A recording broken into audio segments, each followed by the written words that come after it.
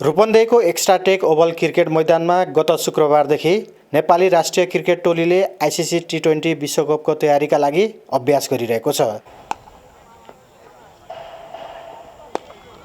टोलीले 5 दिनसम्म निरन्तर अभ्यास गर्दै प्रतियोगितामा राम्रो प्रदर्शन गर्ने लक्ष्य लिएको छ।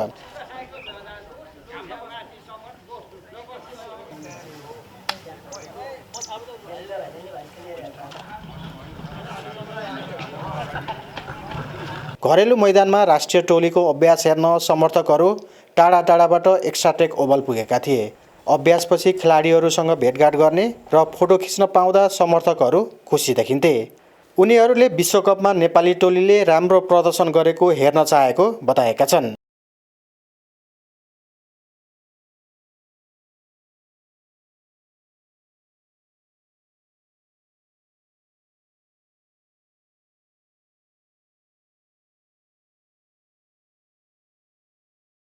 टिम चाहिँ एकदम सन्तुलित छ है। सबैजनाले ब्याटिङ पक्ष, बोलिङ पक्ष, अलराउन्डर पक्ष चाहिँ एकदम स्विट छ, राम्रो छ। जोस चाहिँ धेरै अगाडिसम्म नभए पनि सुपर 8 सम्म चाहिँ पुग्छ भन्ने मेरो र सम्पूर्ण नेपाली फ्यानको लागि चाहिँ एउटा आशा छ।